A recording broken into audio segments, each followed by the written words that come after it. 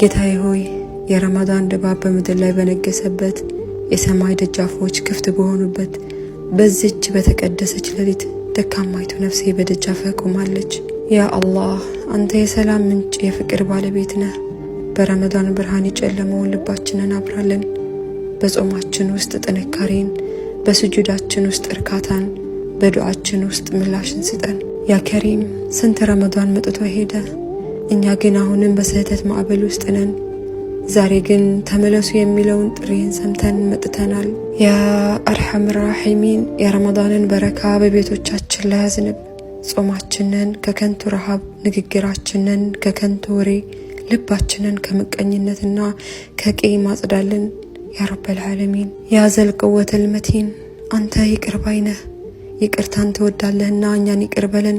ያ ረሕማን በዚች ታላቅ ወር ውስጥ ከአንተ ዝነት የምትነፍገን ከሆነ ወዴት እንሄዳለን? ካንተ በር ካባረርከን ማንን እንለምናለን? ኢላሂ በጀነት ውስጥ ስማችንን ጻፍልን፣ ከእሳት ነጻ ከወጡት ባሮችህ ጋርም ቀላቅለን። አላህዬ ለተቸገሩት ረዳት፣ ለታመሙት ፈዋሽ፣ ለተጨነቁት መውጫ መንገድ ሆናቸው። ያ አላህ በረመዳን ኢፍጣር ወቅት የሚደረግን ዱዓ አትመልስም። ወላጆቻችንን በራህመት አቅፋቸው፣ በህይወት ያሉትን እድሜያቸውን በበረካ አርዝምልን፣ የሞቱትንም ጀነተል ፊርደውስን ወፍቃቸው።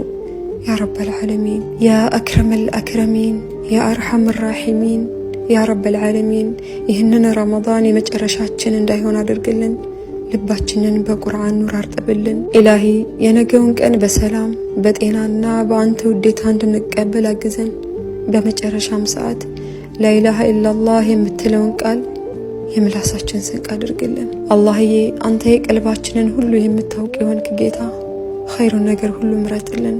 يا رب العالمين اللهم ربنا آتنا في الدنيا حسنة وفي الآخرة حسنة وقنا عذاب النار وآخر دعوتنا أن الحمد لله رب العالمين وصلى اللهم وسلم على نبينا محمد.